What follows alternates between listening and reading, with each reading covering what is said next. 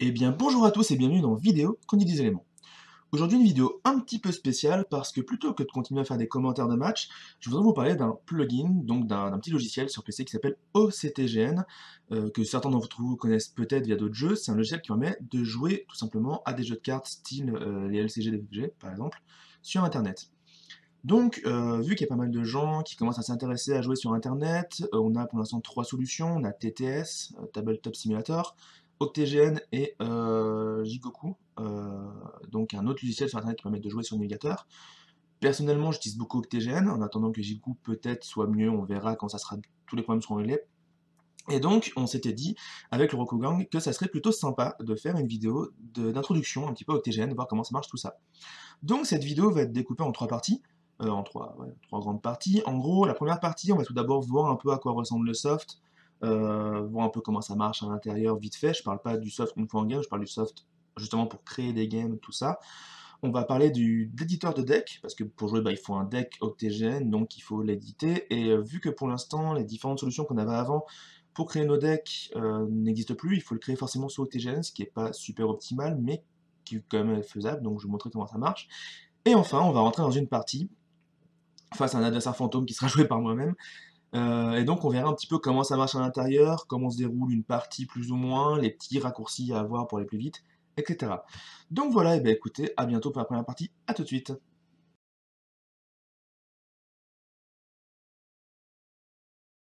Et donc nous voilà sous le fameux logiciel OCTGN. Octégène pour les intimes, ceux qui l'appellent Octogone devraient les spawns, d'autant plus que c'est une convention lyonnaise sur le jeu. Euh, ça c'est dit. En dehors de ça, donc, je fais juste une parenthèse pour vous dire que je ne vais pas m'occuper de l'installation du jeu sur OCTGN, parce que quand vous installez OCTGN, vous n'avez pas le jeu sur OCTGN. Je vais me contenter d'afficher un lien par là, pour vous linker un post du forum qui parlera de ça beaucoup mieux que ce que moi je pourrais le faire. Donc il va expliquer comment installer le jeu, mais aussi comment installer les images de cartes. Voilà pour ça. En dehors de ça, donc, une fois qu'on arrive sur OCTGN, on voit cette image-là, donc ce truc-là, avec différents petits onglets, etc. Euh, on va s'intéresser principalement au Play Spectate, hein, c'est ce qui va nous intéresser le plus. Donc quand vous arrivez ici, en fait, vous avez une liste des parties qui recherchent des joueurs. Donc vous voyez par exemple qu'en ce moment, nous avons Ryu 1986 et Jmart qui cherchent des joueurs. Voilà, et vous avez une petite description. Par exemple, lui, c'est un newbie octogène, donc il faut lui apprendre un petit peu. Lui, il a l'air plutôt ouvert, donc peut-être un peu plus expert, etc. Vous pouvez aussi être spectateur de parties. Pour ça, il suffit, au lieu de chercher des plays, de chercher des spectates. Auquel cas, on voit que Kage, Corvus et Surprise sont en train de jouer. Surprise, un français d'ailleurs, donc bonjour à toi si tu vois cette vidéo. Donc voilà, en cliquant sur cet onglet, vous allez pouvoir chercher des parties à spectater, donc à regarder en tant qu'observateur, ou alors des parties pour jouer vraiment. Euh, Auquel cas, vous avez juste à faire join pour voir la partie, et voilà. Ça, y a pas de souci. En dehors de ça, pour créer sa propre partie, pour accueillir des gens si personne n'est là, c'est très simple, hein, il suffit de faire Start, de choisir votre nom, de choisir un nom de partie, le jeu en question, un mot de passe si vous êtes abonné, mais vous ne le sûrement pas, on va pas se mentir. Vous mettez Start, mais ça on verra juste tout à l'heure après la suite de ça, quand on s'occupera de créer la partie. Donc voilà principalement au niveau de ça. Nous avons le Games Manager avec les différents jeux présents dans le TGN, hein, que vous pouvez installer, etc. Le profil, si vous voulez, machiner de profil. D'ailleurs, on voit mes superbes statistiques sur certains jeux qui sont complètement fausses en plus, parce que franchement, j'ai poncé certains jeux beaucoup plus que ça. Donc je sais pas d'où ça date. Le challenge board, bon, pas très intéressant. Mais voilà, là vous allez passer beaucoup de temps, ça va être dans le Play or Spectate, sur TGN, principalement. Voilà, c'est la première partie, hein, la plus courte évidemment, la plus longue va sûrement être celle qui montre comment on joue sur TGN. Mais donc maintenant on va s'intéresser à l'éditeur de deck qui se trouve juste ici, donc je vous dis tout de suite pour la deuxième partie.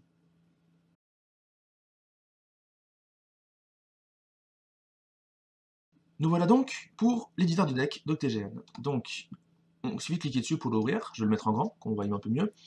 Donc là, on va faire comme si vous n'étiez qu'un débutant qui vient seulement de commencer à lancer son deck. Donc voilà, quand vous faites New, vous voyez les différents jeux que vous avez installés.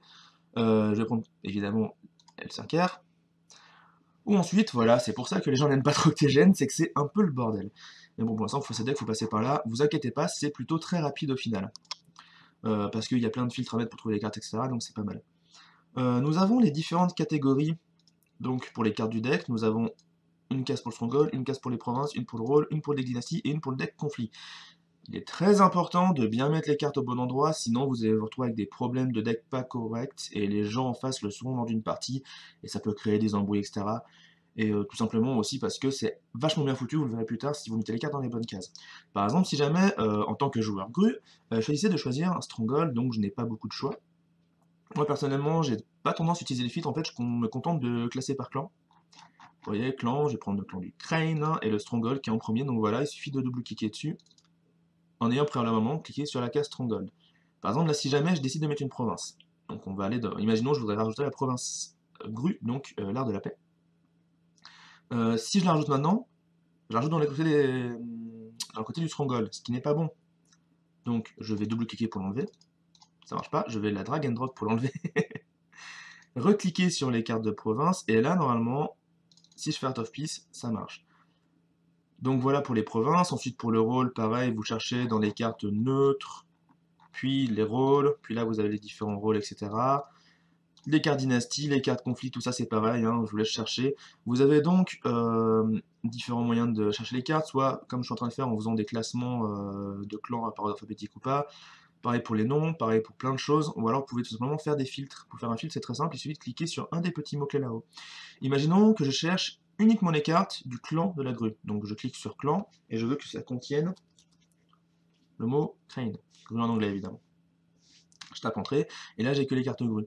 Si dans les cartes grues, en plus de ça, je veux que les cartes qui sont de type des personnages, par exemple, je vais taper caractère, et je peux encore continuer en disant que je veux que la carte coûte 3, et que je veux que au niveau des traits, il ait le trait Bushi. Voilà, donc vous mettez vos filtres, etc. Et donc là par exemple, on voit que dans le clan de la grue, les personnages qui coûtent 3 et qui sont Bushi, il y a les deux Challenger, Kaketa, Kaizin. Auquel cas, si vous voulez les rajouter, bah, encore une fois, vous cliquez sur un endroit et vous le rajoutez autant de fois que nécessaire. Voilà pour ça. On peut peut-être juste vous montrer, donc voilà, ce deck, oui, évidemment, le deck, une fois que vous l'avez fini, vous le sauvegardez, vous lui mettez un nom, etc., etc. Ça, c'est très simple. En dehors de ça, ce que je peux vous montrer vite fait, donc sans sauvegarder celui-ci, c'est un deck une fois fini. Donc voilà, ma mouture de deck grue, hashtag honneur, qui essaie de monter à 25, et qui au final finit plus par baisser l'adversaire à 0 que de monter lui-même à 25. Donc voilà, vous voyez, juste à côté, vous avez le Stronghold, vous avez les provinces, le rôle, le deck dynastie, le deck conflit. Donc voilà. Voilà, vous voyez, donc c'est plutôt simple pour créer son deck sur OTGN, le plus chiant étant surtout qu'en fait, il faut cliquer pour voir les cartes, et que c'est un peu dégueulasse, on va pas se mentir, hein, d'avoir une liste hashtag Excel comme ça, c'est un peu chiant. Donc vivement que Five Rings ou alors GameCardDB nous permettent de faire des decks sur leur site et de les exporter directement en format Octogène, ce qui a été fait sur certains trucs dans d'autres jeux comme Trône de Fer ou Conquest. Et espérons que ce soit le cas aussi pour L5R. Donc voilà, pour l'éditeur de deck, on a fini. On va maintenant passer à la partie la plus importante, celle que vous attendez tous, je suppose, c'est-à-dire comment Keiko joue sur Octogène. A tout de suite.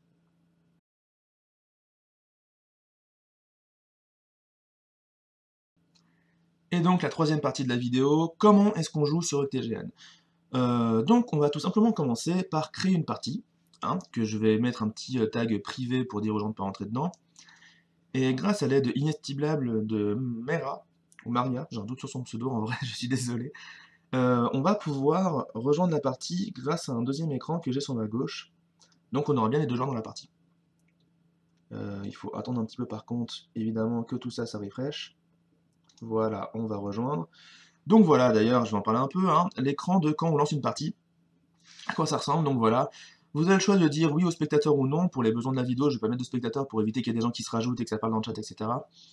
On garde tout ça à table, cette option, je sais pas trop à quoi elle sert. Pardon, je sais pas trop à quoi elle sert, mais en gros, vous pouvez décider de mettre une table avec un seul côté. Voilà. On va donc attendre qu'un adversaire rejoigne. Quand un adversaire rejoint, on a ce petit... exactement ça, on a ce petit truc qui apparaît. Auquel cas le joueur principal a juste à lancer la partie. On peut aussi parler en disant coucou, etc. Ou alors à l'inverse, en face ça dit hey, vous pouvez discuter un petit peu avec l'adversaire. Chose importante à noter, si jamais vous avez des spectateurs, vous pouvez choisir qui est joueur. Oula. qui est joueur, qui est spectateur, etc. Et aussi choisir le camp. Il y a A ou B pour savoir si c'est le joueur 1 ou 2. En gros, ça pourrait être comme ça. Donc encore une fois, on va remettre non spectateur pour pas s'embêter. Et on va lancer la partie. Donc ça lance une nouvelle fenêtre. C'est en train de faire de l'autre côté, parfait. Je me permets d'ouvrir la deuxième fenêtre de l'autre côté aussi pour être tranquille. Donc on va tout d'abord évidemment chercher son deck. Donc pour chercher son deck, on est dans Game, dans l'autre deck, F5 Index. Là on va prendre un Grue Dragon tout con pour pas s'embêter. Auquel cas, voilà, vous voyez en bas dans le chat, ah bah non, vous voyez pas évidemment parce que j'ai ma tronche. Alors attendez, ne bougez pas, ce qu'on va faire, c'est que par la magie du montage, poup, poup, voilà, vous voyez plus ma tronche. Donc voilà, vous voyez le chat en bas où c'est écrit ici, donc Ketal Deck is OK. On va donc faire de même pour mon adversaire, qui va elle aussi charger un deck. Donc ce sera deux decks grues, hein, je vais pas vous mentir. Voilà, une fois que les decks sont OK, vous pouvez le faire avant ou pas, blablabla. Tout ça pour dire que nous allons commencer par Setup. Donc pour Setup la partie, c'est très simple. Cliquez droit dans le vide, vous faites Setup. Ça va non seulement placer vos provinces correctement, le lanceur de la partie a le choix de choisir qui commence ou de faire le choix des Kami, donc de faire ça au hasard. Vous voyez dans le chat que c'est écrit que Ketal est le premier joueur. Pendant que mon adversaire va elle aussi setup sa table. Voilà. Une fois que les deux joueurs ont setup, ou même avant, encore une fois, c'est un jeu où rien n'est automatisé. Enfin, si, des choses automatisées, mais le jeu n'est pas automatisé entièrement, donc il faut faire les choses vous-même. Donc là, qu'est-ce qui nous manque? Il nous manque des cartes sur les provinces, il nous manque des cartes dans nos mains. Donc on va faire un clic droit, on va faire mulligan. C'est là que vous commencez votre mulligan. Voilà, on a un mulligan pas génial parce que j'ai que des personnages à 1. Alors imaginons que je veux enlever la Assassine Artisan, bah c'est très simple, vous cliquez dessus. Quand elles sont en rang rouge, c'est qu'elles vont pas rester. Les cartes non entourées vont rester sur vos provinces. Donc là, je vais mulligan les deux là. Et ensuite, on va choisir le mulligan de la main, mais ça se fait tout de suite après et qu'on peut pas voir les provinces entre temps. Bah écoutez, là ça me paraît pas trop mauvais comme début de main, donc on va le garder, imaginons. Voilà. Donc comment se passe la table? Vous avez les anneaux sur le côté, le premier joueur qui va changer au fur et à mesure, qu'il faudra sûrement bouger vous-même, la faveur impériale que vous allez pouvoir choisir et flip pour faire la côté militaire ou le côté politique. Vous avez vos différentes provinces, alors vous voyez qu'il y a un petit œil dessus, ça veut dire tout simplement que vous êtes le seul à pouvoir voir ce qu'il y a dessous. Moi, si je mets la souris sur ma carte, je vois que c'est Rally to the Cause. Si je le mets sur une province adverse, j'ai une carte face cachée. Je ne sais pas ce que c'est. Je ne vois pas pour l'instant mes cartes face cachée sur les provinces, ce qui est normal, parce que pour l'instant je ne sais pas ce qu'il y a dedans. On va juste faire vite fait le mulligan de l'autre côté en s'en moquant complètement de ce qu'elle va choper. Voilà. Donc vous avez votre rôle, vous avez votre stronghold, votre petit dial pour faire vos bids, et les anneaux qu'on va pouvoir récupérer en cours de partie. Pour commencer, le premier raccourci super utile que je vais vous apprendre, c'est le contrôle-clic. Contrôle-clic gauche vous permet de sélectionner plusieurs cartes d'affilée. Donc là, par exemple, dans le cas ci présent où je veux retourner toutes d'un coup les cartes de mes provinces, c'est vachement pratique. Donc, pour ça, c'est très simple, je les sélectionne, ensuite je fais clic droit, et je dis flip.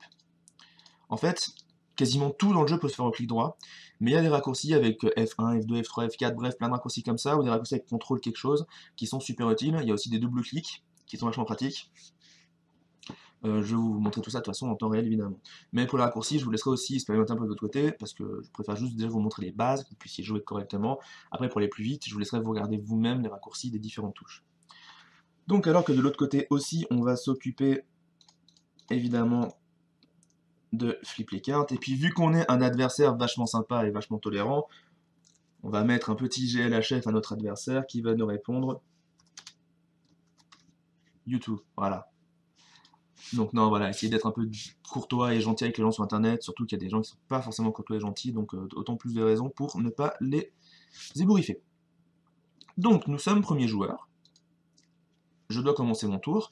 Vous remarquez donc une autre chose importante, c'est que vos compteurs d'honneur et vos compteurs de fate sont ici en fait dans les petites barres en bas de l'écran. Vous voyez que là par exemple j'ai 11 d'honneur et 7 de fate, que mon adversaire a 11 d'honneur et 8 de fate. Vous avez ces petits raccourcis en fait pour voir où vous en êtes dans le tour et aussi pour voir au niveau du nombre de rings que chacun a. Pour la faveur impériale, ça peut être plutôt important. Donc moi écoutez, j'ai envie de dire YOLO, on va jouer le Doji Challenger. Ah, génial. Donc mes fenêtres vont pas de l'autre côté, je les ramène à chaque fois, ça va être super chiant. Donc, quand j'ai dit jouer, donc attendez, on va reprendre depuis le début, clic droit, je vais la jouer, actuellement. Si je veux la jouer avec un coup réduit, il faut mettre Play Reduced. Je vais la jouer. Ici, c'est écrit combien de fades je veux rajouter. Actuellement, j'ai envie de lui mettre un point de fade pour qu'elle dure un tour de plus. Donc je mets 1, je tape entrée, et voilà, le personnage est joué à table. Il a été remplacé dans la province, tout est bien fait. Pendant cela, donc c'est au tour de mon adversaire de jouer. Mon adversaire qui va jouer Nerishma, disons, comme ça on va pouvoir montrer des trucs sympas. De ce côté-là, donc voilà, vous voyez que là, encore une fois, c'est pas automatisé, c'est les joueurs qui vont faire leurs actions chacun leur tour, etc. Et faire les choses correctement plus ou moins. On va jouer un Brash Samouraï, donc encore une fois, je ramène la fenêtre avec un de fate, parce que j'ai pas peur d'assassinate. Parce que je veux la mon adversaire aussi. Du côté d'en face, on va dire play, etc. qui va jouer notre personnage. Nous, on n'a plus de fade, donc on va dire par exemple je passe. Donc pour dire je passe, dans le genre général, on fait clic droit et on met passe, donc vous voyez que c'est un raccourci pour le faire. Et vous voyez que dans le chat, c'est écrit passe. À ce moment-là, c'est à vous-même de rajouter le point de fate. En cliquant sur le petit plus ici. Et pour l'adversaire, on va se contenter de dire qu'elle a joué le Whisperer en plus sans fate. Et qu'ensuite, il passe. Donc on a fini la phase de dynastie, on va passer à la phase de pioche. La phase de pioche où on va avoir le petit bid comme ça, évidemment, vous pouvez bouger les choses à table.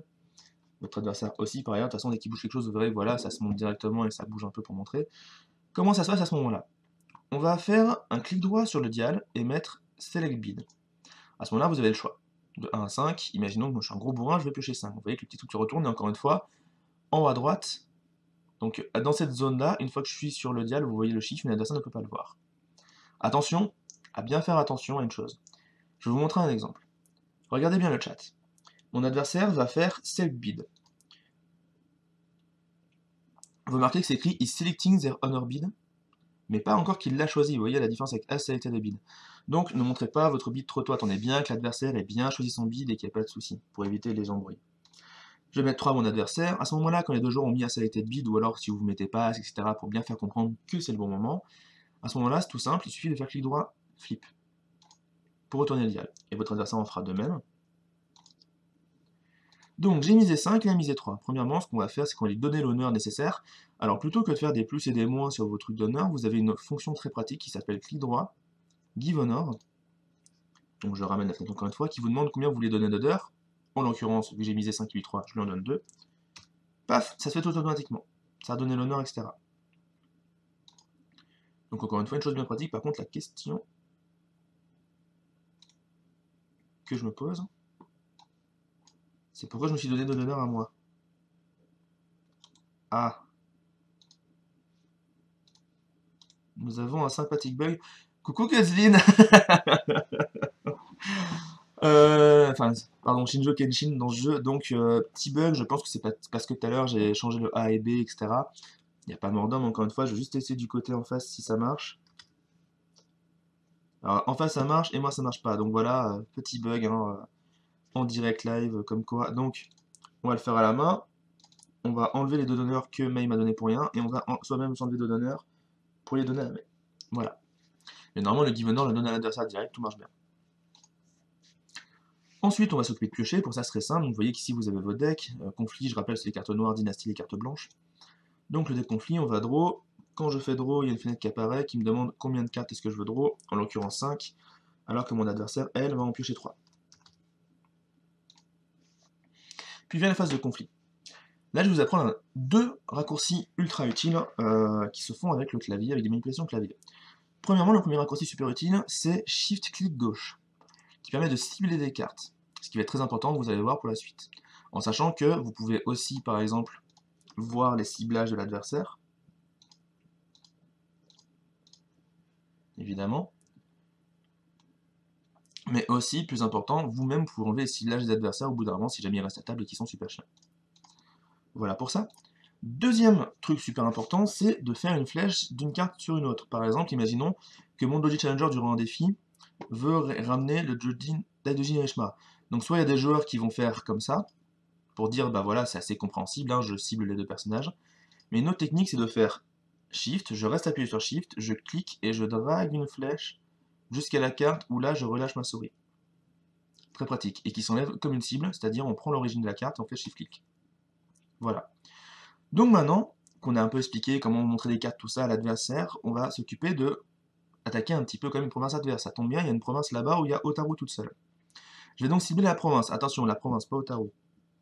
et faire un clic droit pour dire que je déclare un conflit. Auquel cas, le jeu me propose de choisir un anneau sur la bonne fenêtre, merci mon dieu. On va prendre un anneau d'air, je prends un peu au pif, je vous avoue. On choisit le type de défi, on va dire défi militaire. Et là, dans le chat, vous voyez que c'est bien écrit Ketal déclare un défi militaire d'air et il gagne 0 de fate parce qu'il a 0 de fate sur l'anneau. Auquel cas, ce qu'on fait en général avec les gens, c'est qu'on va envoyer un personnage devant. Donc les personnages devant participent, celui derrière participe pas. Ça permet de plus facilement voir l'état de la table. D'ailleurs, je vous conseille de faire ça dans vos parties à vous aussi. En réel, de faire comme ça, c'est vachement plus simple de voir les choses. Donc à ce moment-là, l'adversaire a ensuite le choix du... Non, pardon. Avant les défenseurs, évidemment, l'adversaire va devoir révéler la province. Alors là, je vous le montre pas parce que c'est sur votre écran, mais pour révéler une province, il suffit de faire clic droit et de faire flip. Flip, c'est le fait de tourner une carte. Donc l'adversaire va flipper la carte. Merde, j'ai fait n'importe quoi. L'adversaire va flipper la carte, j'ai dit. Il s'agit donc d'un night raid, auquel cas j'aurais dû défausser de ma main des cartes. Pour ça, c'est très simple, vous pouvez cliquer droit sur une carte et faire discard. Non, je dis n'importe quoi. Parce que si vous faites ça, ça marchera pas. Donc vous prenez une carte de votre main, imaginons, dans le cas ci présent, qu'est-ce que j'aurais giclé? J'aurais giclé... tout est bon. Allez, le Space at Court. Je prends la carte, je la drag and drop, hein, et je la mets dans ma défausse. Attention, défausse de carte conflit, mélangez pas les deux. Voilà, en sachant que pour défausser une carte au hasard, il suffit de faire clic droit et de faire random discard, ça vous demandera combien de cartes vous voulez faire, non, ça en fait une toute seule, bref. La vidéo était très bien préparée, comme vous l'avez vu. Donc voilà au niveau de ça, ensuite l'adversaire va quant à lui choisir un personnage. On va pas s'embêter de jouer la partie pour de vrai, hein, évidemment. Imaginons qu'on reste tel quel, donc je... Bon, non. Imaginons plutôt que je vais au moins honorer mon brachement évoqué tout seul. Donc voilà, je ne l'ai pas montré, je suis un gros bâtard. Pour honorer un personnage, c'est clic droit, honor ou dishonor pour le déshonorer. Et vous embêtez pas, évidemment. Un personnage honoré, si vous le déshonorez, ça met le token correctement, et vice versa. Encore une fois, très très simple. Donc, là on en était, j'ai 4 de force, mon adversaire a 3. En général, à chaque action, quand c'est vraiment compliqué, on a tendance à mettre les scores de cette manière-là, sur le chat. Imaginons que là actuellement je gagne le duel. Si je gagne le duel tel quel, tout ce que j'ai à faire c'est clic droit, claim ring. Le ring, où c'est qu'il passe? Il passe en fait la petite fenêtre ici, qui est un récapitulatif des anneaux que vous avez gagnés. Après par contre évidemment l'effet de l'honneur c'est à vous de faire. Imaginons là que je veux gagner 2 d'honneur, vu que je viens d'en perdre 2, c'est moi-même qui vais faire 2 d'honneur. Ou alors dire à mon adversaire de give un honneur si je lui en vole un. Si jamais l'adversaire n'avait pas défendu, comme ceci, et que donc j'avais cassé la province, comment est-ce qu'on fait? On va donc faire plutôt l'inverse, c'est-à-dire qu'imaginons, à la fin du conflit en question, les deux personnages s'inclinent. Pour incliner un personnage très simple, on double-clique dessus. Ils rentrent chez eux. Imaginons que maintenant, c'est mon adversaire qui m'attaque en politique avec la Doji Whisperer. Je décide de ne pas défendre. Il décide de m'attaquer ma propre province avec Otaru. Donc je vais faire les choses correctement encore une fois. Déclare conflict, un défi de feu politique, voilà. On révèle la province en la flippant, c'est un rally to the cause, donc là auquel cas, pour changer le type de défi, il suffit de faire un clic droit et de flip le token, hein, pour dire c'est un défi feu, c'est un défi terre. Défi feu, pardon. Un défi militaire ou un défi politique. Là, pour les besoins de la simulation, on ne va pas défendre ni changer le type de défi. Auquel cas, mon adversaire pourrait utiliser l'Asaina artisane qui se trouve ici pour donner plus de force à Doji Whisperer qui casserait ma province. Auquel cas, ce qu'il faut faire, c'est très simple. Mon adversaire va évidemment claim l'anneau de son côté, et peut-être vouloir déshonorer mon personnage, auquel cas elle va faire une cible, par exemple. Ensuite, pour la province, comment ça se déroule si jamais elle est cassée? Bon, déjà, vous perdez un d'honneur, parce que vous n'avez pas défendu en cas si présent. Mais pour casser une province, très simple, il suffit de faire Break Province. La carte qui est dessus, si l'adversaire vous l'enlevez, bah, vous faites Discard. Non, c'est un mensonge, je fais n'importe quoi, excusez-moi. Prenons l'exemple où c'était cette carte-là plutôt. Discard, c'est pour enlever la carte, mais en fait, il y a un moyen plus simple, justement, je vais vous le montrer maintenant. Il s'agit de Replace, qui va remplacer la carte Dynasty par une autre directement. Ce qui est quand même vachement plus simple en général. Donc voilà. Un point CPT, on peut enlever la cible, et on peut continuer le tour de cette manière-là jusqu'à temps que ce soit fini. Ensuite vient la faveur impériale. Donc là, c'est les joueurs eux-mêmes qui comptent l'anneau, la gloire pardon, des personnages redressés, etc. Dans le cas ci présent, on a un 1 au niveau des anneaux, mais j'ai un personnage redressé qui vaut 2, donc je vais prendre la faveur, la mettre de mon côté, et choisir son côté en la flippant. Clic droit flip, tout simplement. Ensuite vient la phase de fate que vous allez devoir faire vous-même. Donc, vous allez, en cliquant sur les personnages, vous avez Add Fate ou Remove Fate. qui se font avec F1 et F2, donc ça c'est quand même les raccourcis pratiques. Donc par exemple, vous prenez les deux personnages dans une sélection et vous faites F2. Et si jamais il y a des personnages qui doivent se barrer, comme par exemple ceux d'en face, imaginons que le Dodge Challenger n'avait plus de fate sur lui, c'est très simple, vous le sélectionnez, vous faites supprimer. L'avantage de faire supprimer, c'est qu'il va dans la discard la bonne discard, mais en plus de ça, vous perdez de l'honneur s'il était déshonoré, vous gagnez de l'honneur s'il était honoré. Autre exemple avec le bras samouraï, vous voyez, je suis à 9. Si je supprime, je remonte à 10. Voilà. Ensuite, une fois que tout ceci est fait, il suffit de finir le tour. C'est toujours le premier joueur qui a l'opportunité de finir le tour. En général, on essaie de faire la phase de regroup, c'est-à-dire choisir les cartes qui restent dans vos provinces avant ou après. Imaginons que la première sur A, je ne veux pas la garder. Je vais cliquer droit, je vais faire replace pour la mettre une autre carte à la place. Et évidemment, la storehouse va dans la défausse, tout se passe bien. On va enlever le petit truc d'en face. Et enfin, le premier joueur, pour finir la partie, va tout simplement, enfin, finir le tour, va tout simplement cliquer droit et faire end turn. Voilà. Au niveau des raccourcis, j'ai à peu près dit le principal des choses qu'il fallait dire. Ouais, non, je pense avoir tout dit, le principal. Vous pouvez incliner des cartes en double cliquant dessus, évidemment, ça je l'ai déjà montré. Mais voilà, après c'est beaucoup de blabla sur le chat avec la personne en face pour des fois mieux faire comprendre ce qu'on fait, pour dire qu'on passe, qu'on fait des actions, etc. Il faut au moins comprendre un minimum l'anglais et savoir un minimum s'exprimer en anglais. Franchement, vous n'avez pas besoin d'être super bon, mais au moins un minimum pour comprendre ce qui se passe avec quelqu'un qui ne parle pas la même langue que vous, même si je vous conseille quand même beaucoup de jouer avec des personnes que vous connaissez. Donc voilà pour une partie, en sachant que si jamais la partie, vous voulez en faire une nouvelle, vous pouvez reset la partie. Et il faut quelqu'un recharger les decks, etc. Et que sinon, il n'y a pas grand chose de plus à dire, à part que la vidéo, j'espère qu'elle vous a plu. Donc voilà, on va repasser sur l'écran principal, hein. Je vais quand même juste vérifier que je fais bien les choses, vu que la dernière fois j'ai fait n'importe quoi. Mais donc voilà, écoutez, petit tutoriel TGL, voilà, comme vous l'avez vu, c'est plutôt très simple quand même, les choses à faire sont très simples sur ce logiciel. Pas mal de choses au niveau de la fin du tour sont automatisées, le fait de passer le premier joueur, de récupérer du fate, de redresser les cartes, etc. Tout ça, c'est assez bien fichu. Et en plus, vous avez au début, ce que j'aime beaucoup, un petit truc qui confirme. Donc vous voyez, je vais remonter le chat.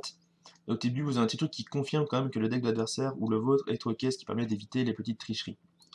Voilà. Même si, attention, regardez bien le chat qui, en général, décompte toutes les informations du jeu. On sait jamais si les gens piochent ou font des trucs pas très corrects, au moins le chat vous permettra de bien le voir. Mais donc voilà, bah écoutez, c'est une vidéo plutôt simple, plutôt rapide. On reviendra sûrement la semaine prochaine avec la suite donc des parties de Londres, avec la partie 4 et la partie 5. La partie 4 d'ailleurs qui aura quelques surprises, vous verrez, à cause de quelques problèmes d'enregistrement. Ceci étant dit, j'espère que ça vous a plu. Si vous avez besoin d'autres parties, d'autres comment dire, d'autres tutoriels, je pourrais peut-être les faire si jamais j'ai la motivation. Et sinon, j'espère un jour pouvoir commenter des parties sur ETGN, parce que ce logiciel est quand même vachement bien foutu pour ça. Donc voilà, et bien écoutez, passez une bonne journée, j'espère que la vidéo vous a plu, et je vous dis à bientôt. Ciao!